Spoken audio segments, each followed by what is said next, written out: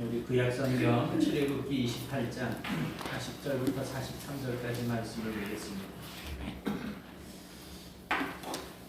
오늘 말씀을 보니까 이제 하나님께서 제사장들이 성전에 나아갈 때, 회막에 나아갈 때 복장들이나 여러 가지 준비해야 할 것들에 대해서 이제 말씀하시는 그 하나님의 규례가 기록이 되어 있습니다. 지난주에 우리는 예배란 하나님께 가까이 나아가는 것이라고 하는 그런 말씀을 생각을 해봤었습니다.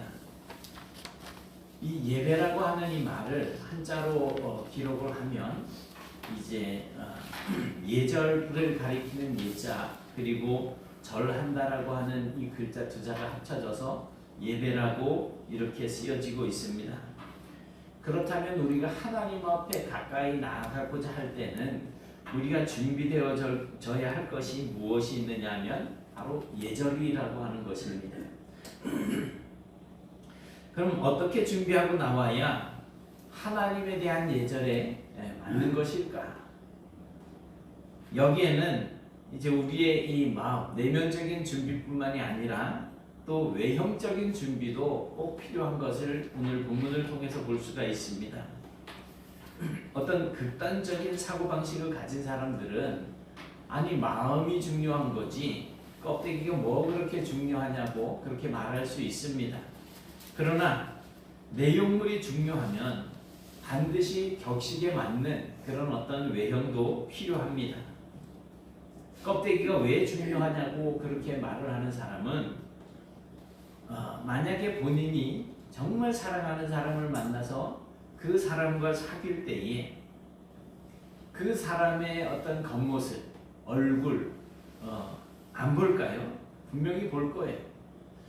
우리 사모님이 예전에 그 미용실에 서울에서 미용실을 이렇게 한 번씩 다녀오면 눈썹이 이렇게 아래 위로 다 이렇게 깎여가지고 이쁘게 이렇게 정리가 돼 있어요. 그런데 저는 그 막 이렇게 깎아놓고 이런 게 뭐 그렇게 그냥 예쁘게 보이지를 않는 게 이게 이제 자라나잖아요. 저도 요번에 이발소를 갔더니 눈썹을 확 깎아나가지고 요새 이제 막 짤막짤막한 게 올라오는데 그냥 길게 이래 있으면은 별로 모르고 지나가다가 짧은 것들이 올라오는 걸 보면 이제 살짝 불편해지는 거예요. 물론 예뻐지려면 매일같이 이렇게 밀고 나듬고 하면 되는데 저는 그거를 못하고 또 우리 집사람은 안 해도 이뻐. 그래서 하지 말라고. 절대 그 눈썹 이렇게 하지 말라고 그랬더니 어제 엊그저께 서울에 있는 이제 바로 위에 처형이 부부하고 딸하고 이렇게 오셨다가 어제 밤에 올라가셨는데 또 그냥 어제 아침에 그냥 막 눈썹을 이렇게 밀어놓고 또 상치를 이래 해주고는 이쁘지요 막 이러면서 얘기를 하더라고요. 그러면서 눈썹 문신을 또 하라 그랬대. 쫓겨나는 줄 아시라고. 보통 사람이 자기가 애인을 만나서 데이트를 하고 하면 얼마나 이쁘게 꾸며오고 해야 다른 사람들 앞에 가서도 이제 이 사람이 나와 사귀는 여자야 혹은 내 남자친구가 이런 이야기들을 할 거잖아요. 우리가 계란이나 과일을 고를 때에 또 어디 식당에 가서 무엇을 할까 식사 메뉴를 고를 때 또 사람을 선택할 때 항상 보면 흔히 비주얼이라 그러죠. 겉모습을 보게 됩니다. 그래서 이력서를 제출할 때는 반드시 거기에다가 증명사진을 붙이잖아요. 이 사람이 어떻게 생겼는가를 보기 위해서. 요즘에는 증명사진을 찍어도 제 또 운전면허증도 지금 사진을 보면은 막 이렇게 막 그냥 줄일 때 줄이고 뭐 해가지고서 확 주름살이 별로 없지만 주름살도 잘 안 보이게 해놓고 그래가지고 지금 이래 사진을 보면 저 아닌 사람인데 저예요. 그런 모습으로 이렇게 포샵을 해놓고 그걸 이제 사진관에서 이렇게 주는 거예요. 기왕이면 더 잘생기고 더 단정하게 보여서 일단 사진에 비치는 그 모습 가지고라도 점수를 따고 들어가야 되기 때문에 더구나 외모는 이제 그 사람의 이 내면을 반영한다라고 그렇게 이야기를 합니다. 그래서 많은 사람들이 면접을 볼 때 떨어지고 나면 내가 이 생긴 것 때문에 떨어졌다 그래가지고 어떤 분들은 수술도 하고 막 이런 경우들도 있잖아요. 그래서 오늘은 예배하러 오는 사람들이 예배를 어떻게 준비해야 합당한지 거기에 대해서 함께 말씀을 나눠보고자 합니다. 레위기의 이 율법에는 하나님 앞에서 부정해진 사람에 대한 설명이 많이 나오고 있습니다. 그래서 이스라엘에서 유월절이 되면 백성이 부정해지지 아니하도록 아주 매우 조심하면서 우선 집안 구석구석에 있는 어떤 누룩이나 곰팡이 이런 것들을 깨끗하게 제거를 합니다. 또 시체나 뼈에 접촉하면 부정해지기 때문에 예루살렘으로 올라가는 길목에 있는 모든 부정한 것들에는 흰색으로 표시를 해놓습니다. 이거는 피해가라 이거예요. 내가 모르는 사이에 그걸 밟고 지나갈 수도 있기 때문에 이렇게 표시를 해놓는 겁니다. 그러고도 부정해져서 제사를 드리지 못할 사람들을 위해서 이제 부정해진 사람을 정결케 하는 방법을 또 마련을 해놓습니다.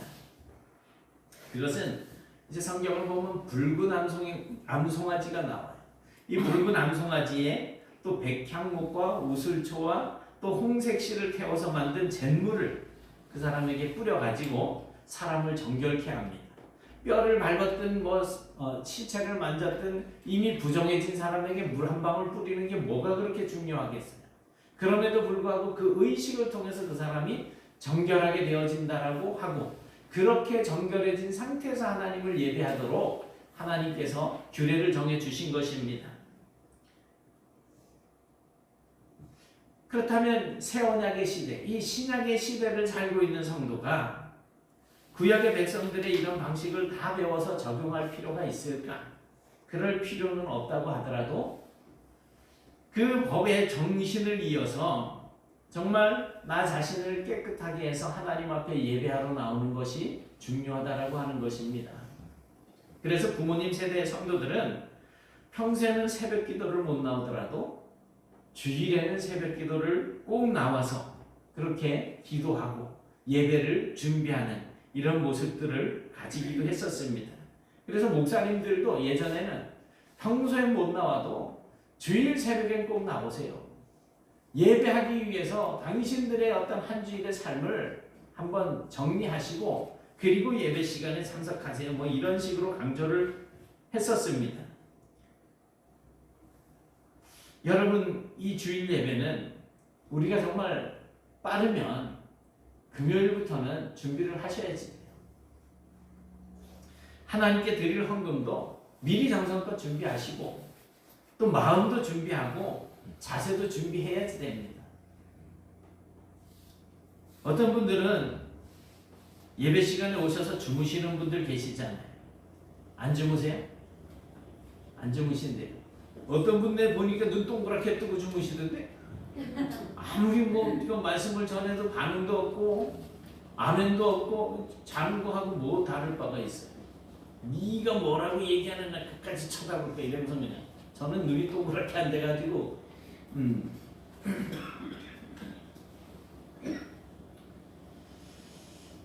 예배 시간에 이렇게 말씀에 집중하지 못하고 하나님 앞에 예배하는 것에 집중하지 못하는 경우는 왜 그럴까요? 일단은 피곤해서. 그래서 토요일에는 자정이 넘도록 일을 하거나 TV를 보면서 놀다가 그냥 늦게까지 주일에 늦게까지 잠을 자게 되면 정말 피곤한 그 몸으로 하나님을 제대로 예배할 수 없게 되니까 좀 더 일찍 주무시는 그런 습관도 좀 들이실 필요가 있습니다. 내가 늦게 자도 그냥 예배하는데 전혀 지장 없어 나는 건강해 라고 하신다면 그렇게 특별한 문제가 없을 수도 있겠지만 피곤하신 분들 그래서 예배 시간에 정말 말씀 듣는데 저 목사가 맨날 졸리게 설교해서 나 도저히 못 들어주겠어 그냥 고개로만 아멘 하고 마음과 귀는 딴 데가 있으면 이거 정말 하나님 앞에 영광 안 돼요. 그래서 예배 시간에는 이제 주일날 늦게 자다가 지각을 하고 하는 일들이 없도록 해야지 됩니다. 예배자가 예배 시간에 지각을 하는 것은 다른 분들이 예배에 집중하지 못하도록 방해하는 그런 행위가 되기도 합니다. 그와 동시에 예배의 대상이진 하나님을 두려워하지 않는 행위이기도 합니다.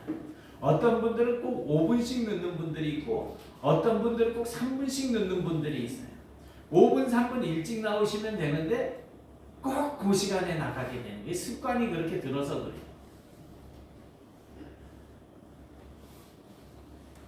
근데 더 심란한 것은 그렇게 늦게 들어오시는 분들이 우리도 이제 저 문을 열면 드르륵 소리가 살짝 나잖아요. 처음에 피칵, 저 지금 잠겨있기 때문에 피칵 하고 열리는 소리가 나요.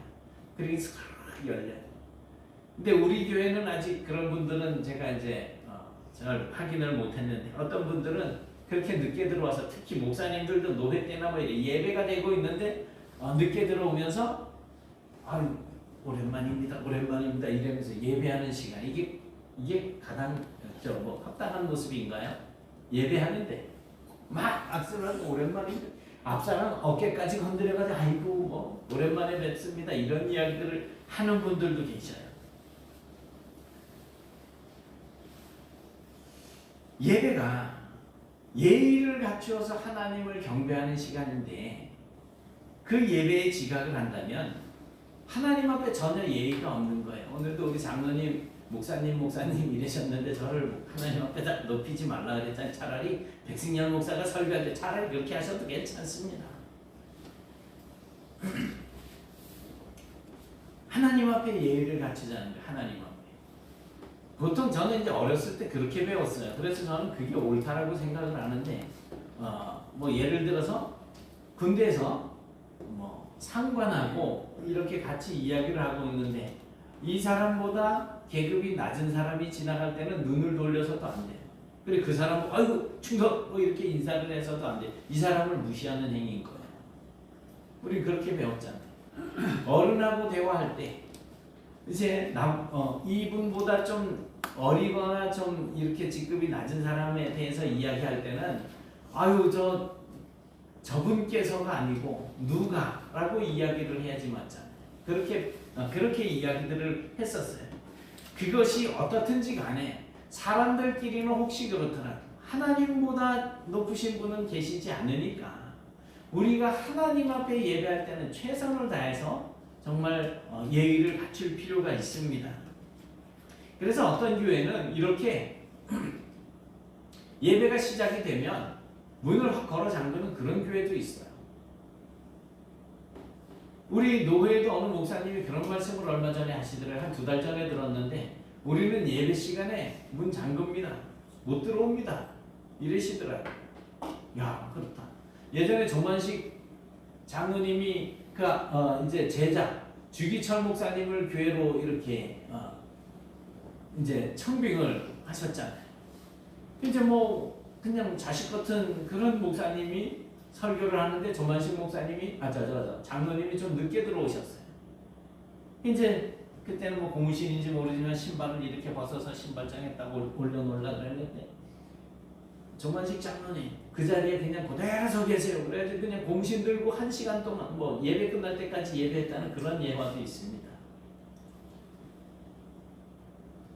모든 예배자가 다 그러해야 하지만 특히 예배 순서를 맡으신 분들은 좀 더 일찍 나오셔가지고 준비해야지.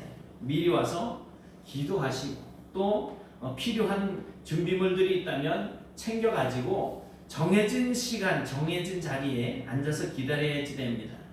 마치 하나님께서 우리의 눈에 보이시는 모습으로 이 강단에 올라오신다라고 하는 그런 마음 자세로 우리가 이 예배에 참석하실 수 있어야지 됩니다. 우리 교회는 아직 그런 분들이 안 계셔요. 지금 태원은 아주 겸손하게 이렇게 경건한 모습으로 딱 예배하는데 어떤 데는 가면은 레고 앉아가지고 예배하시는 분들이 있어요. 예전에 저 전도사 때 서울에 이제 그 친구 사찰 뭐죠 관리 집사로 이제 일하고 있는 그 교회에 갔는데 제 옆에 앉아 있는 어떤 예배 시간에 어떤 분이 짧은 미니 스커트를 입고 오셨어요. 그냥 단정하게 이래 무릎도 좀 모으고 예쁘게 앉아 있으면 돼. 다리를 딱 보고 제 옆에서 저는 그때 총각 때였는데 이게 마음이 그냥 그리로 가겠어요, 안 가겠어요? 안 보려고 해도 이 다리를 뭐 또 이랬다가 이쪽으로 꺾고 그러면 얼마나 이게 신경이 쓰이겠어요? 이게 예배를 방해하는 행위가 되는 거예요. 예수님 시대의 성전에 올라가는 순례자들이 반드시 지켜야지 되는 법칙 중에 샌들, 슬리퍼하고 또 돈주머니, 전대, 그리고 지팡이 이런 것들을 가지고 성전에 올라가지 못하도록 했습니다. 그런데 예수님께서 제자들을 둘씩 짝을 지어서 파송을 할 때 이런 것들을 준비하지 말라 그러잖아요. 전대와 지팡이를 가지지 말라. 왜 그럴까요? 왜?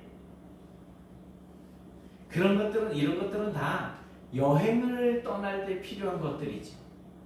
그래서 뭐 예배하러 오는데 여행 간다라고 하는 기분을 내서 한다든지, 아니면 하나님의 집에 들어오는 사람들이 이제 이곳을 거쳐서 다른 곳으로 떠날 준비를 하고 오지 말라는 그런 의미가 되기도 합니다. 그러니까 우리는 항상 예배할 때, 주일날 예배하러 올 때 여기가 내 마지막 목적지다라고 하는 생각을 가지고 하나님 앞에 나와서 예배하라는 거예요. 여기 들렸다가 내초교회 찍고 용두산 찍고 뭐 어디 또 저기 피제골 가든 찍고 뭐 이래고선 집에 가기, 이런 식으로 그냥 어디 그 코스를 정해놓고 들리는 그런 장소로 만들지 말라는 겁니다. 오늘날 예배 드리러 오는 사람들도 같은 마음이 필요합니다. 주일은 말 그대로 주님의 날이에요. 주님이 부활하신 날, 주님의 날을 줄여가지고 우리가 주일이라고 이야기하잖아요.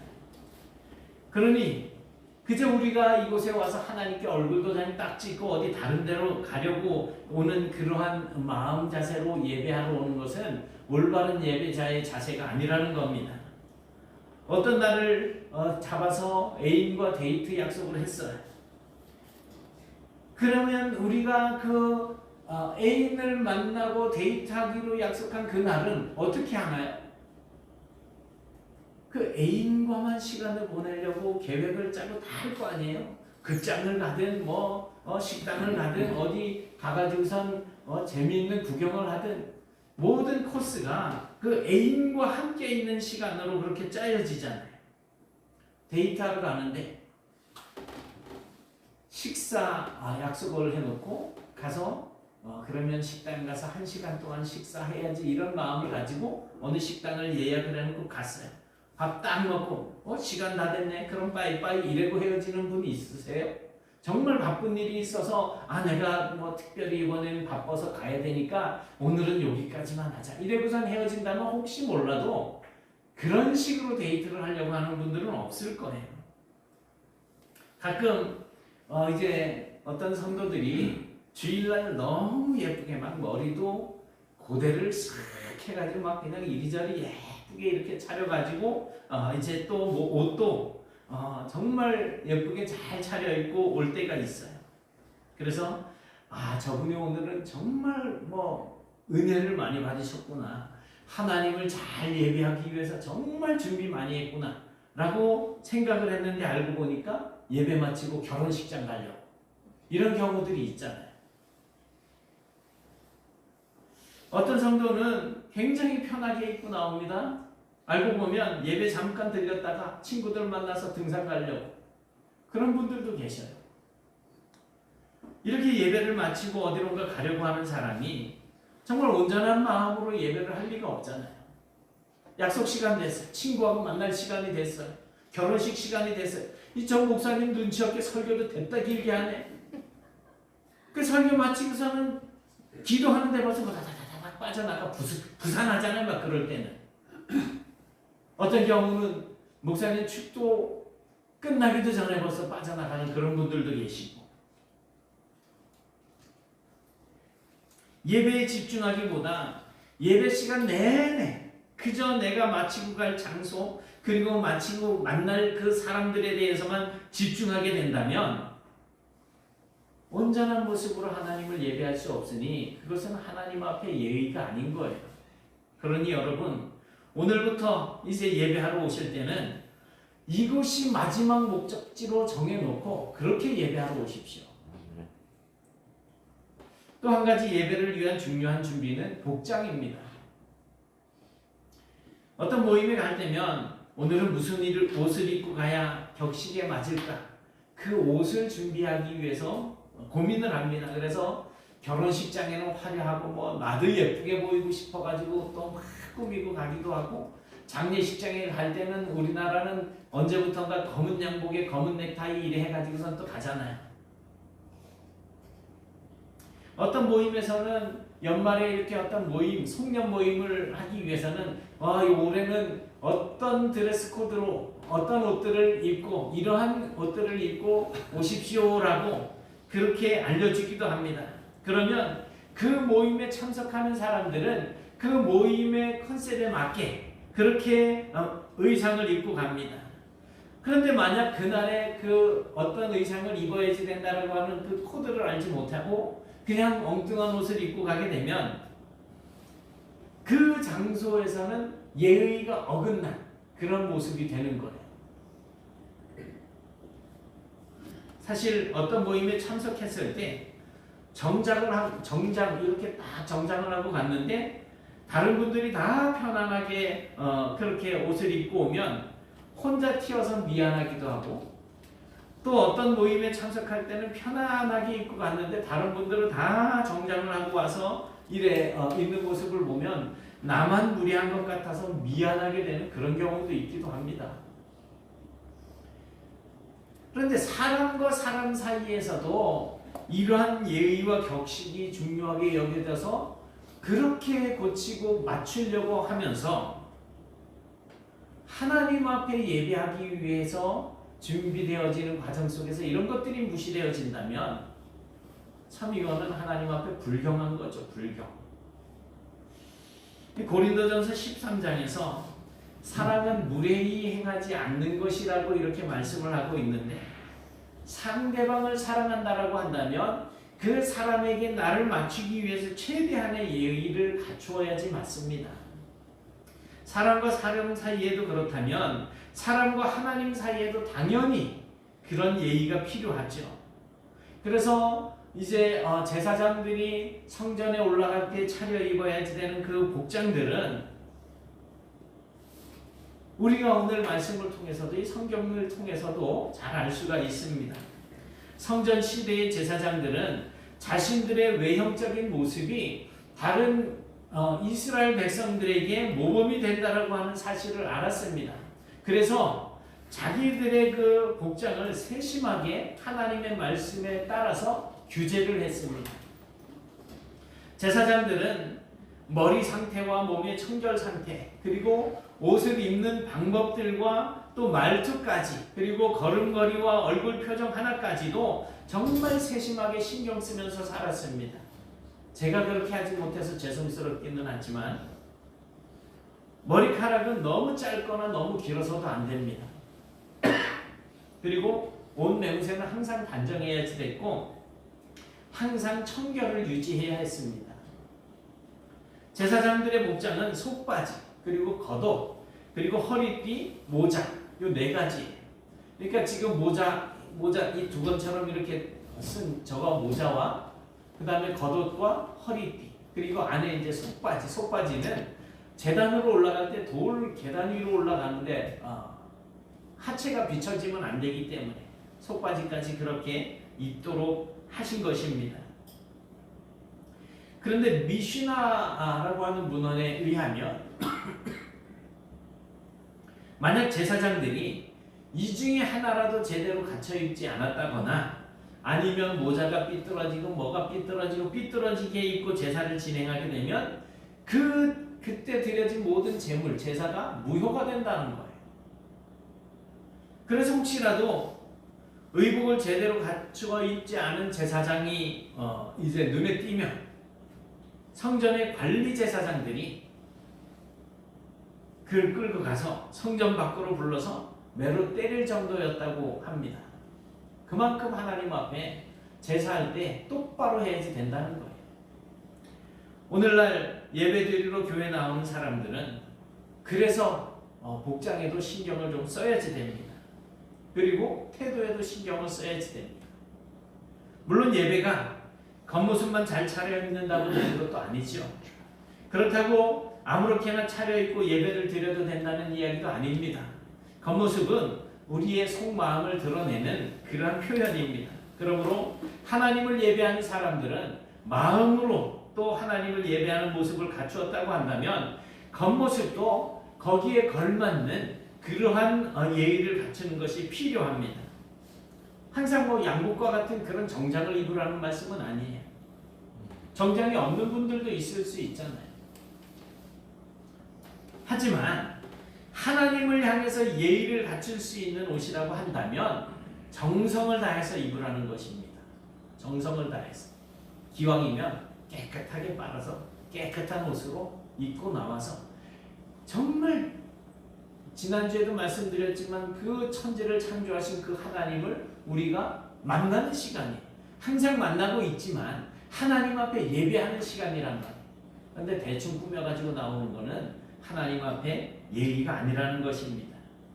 이렇게 우리가 예배에 온 마음과 정성을 다해서 참여하는 모습은 우리 주변 사람들에게 모범이 될 수 있다는 것입니다. 모범이라고 하는 것은 단순히 모범을 이야기하는 것이 아니라 그것을 통해서 우리가 다른 사람들에게 내가 섬기는 하나님을 다른 사람들도 우리처럼 그렇게 인식할 수 있도록 그렇게 만들어야지 된다는 거예요.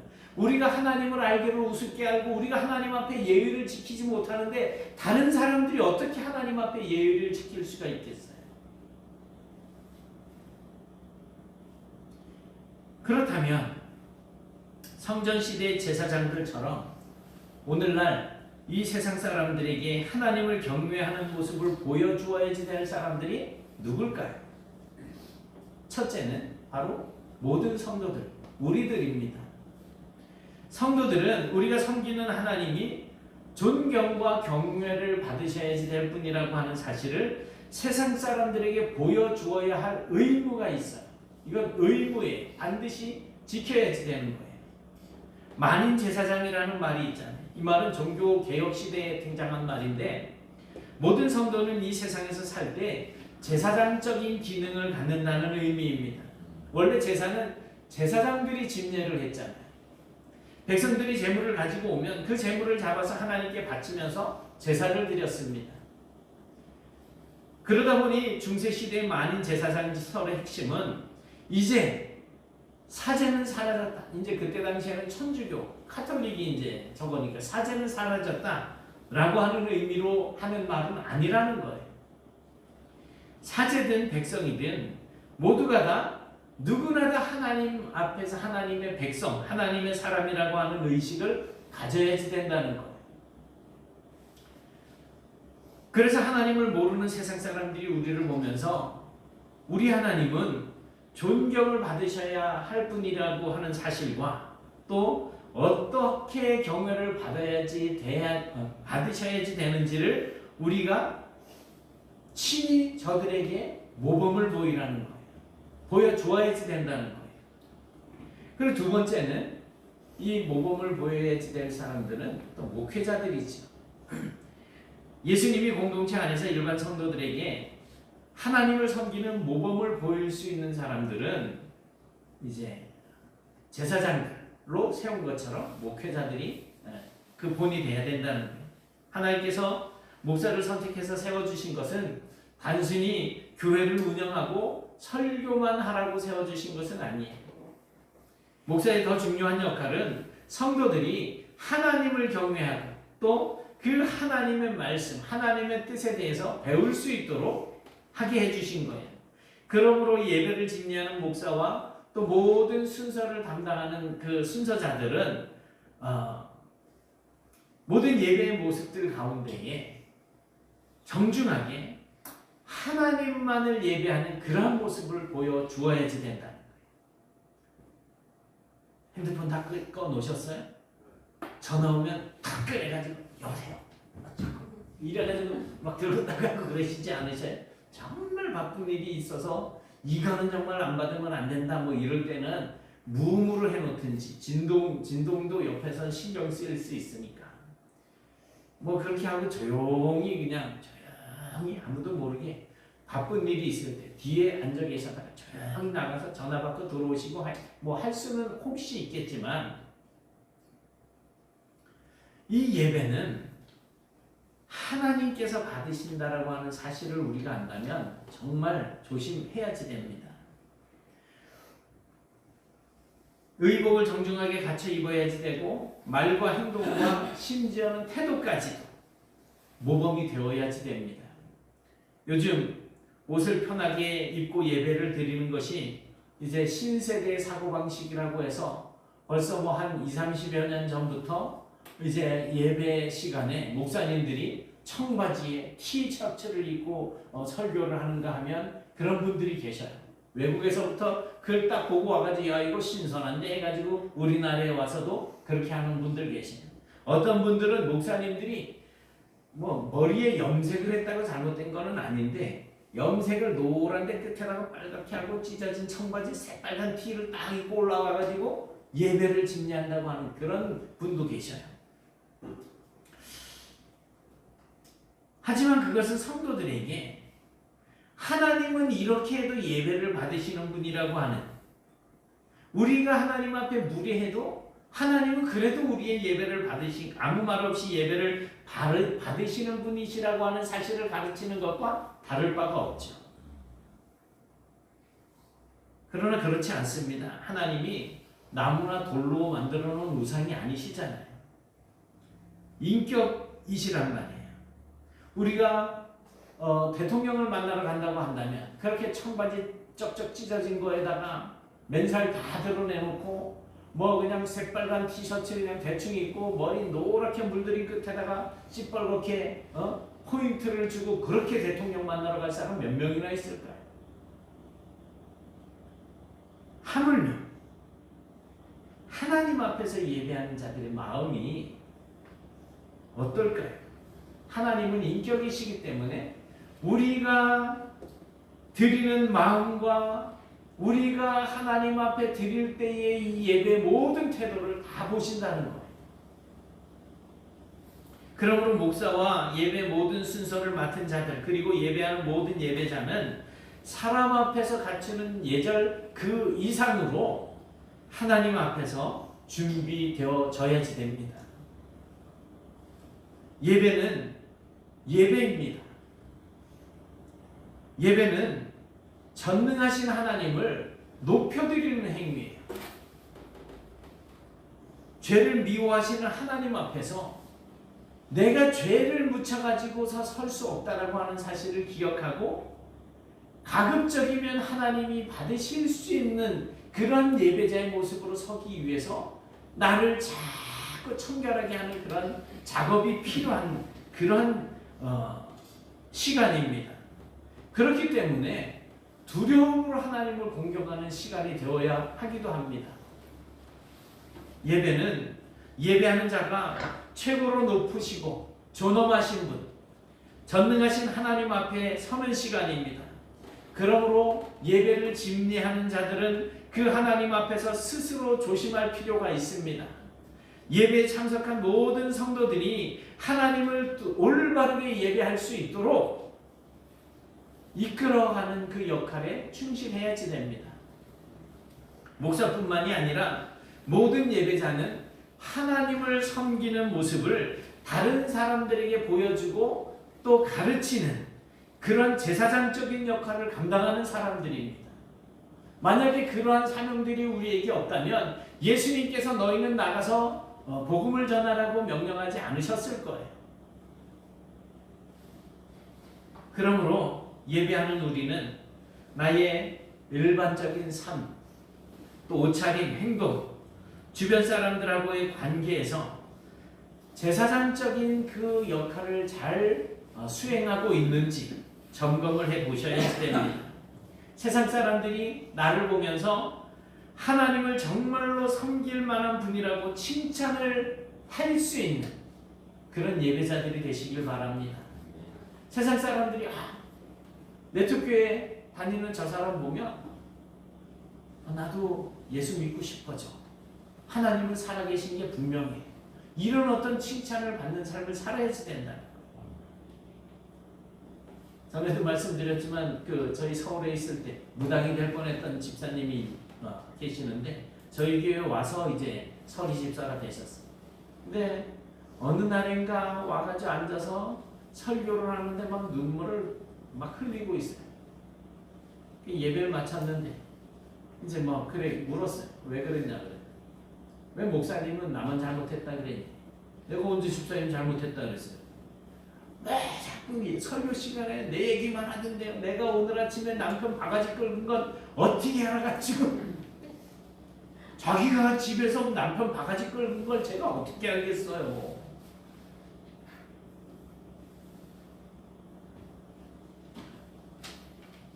남편을 대할 때 또는 아내를 대할 때 정말 서로 그런 관계를 가지고서 이 자리에 나오게 되면 하나님이 그 예배 받으실까요? 안 받으실까요? 좀 생각을 해보실 필요가 있습니다.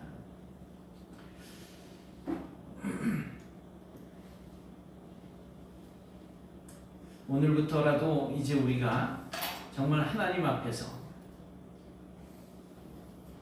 진정한 예배자가 되기 위해서 준비하고 또 이런 모든 하나님의 말씀들이 우리의 마음판에 새겨져서 우리가 예배자로서 하나님 앞에 지켜야 할 원칙들 이런 것들을 자세하게 잘 생각을 해보셔서 이제 제사장들도 하나님 앞에 백성들에게 백성들 앞에서 하나님께 제사를 집례할 때에 준비했던 이러한 모습들이 있었던 것처럼 오늘 저와 여러분들도 하나님 앞에 진정한 예배를 드리기 위해서 항상 준비하고 항상 노력하는 그런 은혜가 우리 모두에게 임하시기를 주님의 이름으로 축원합니다.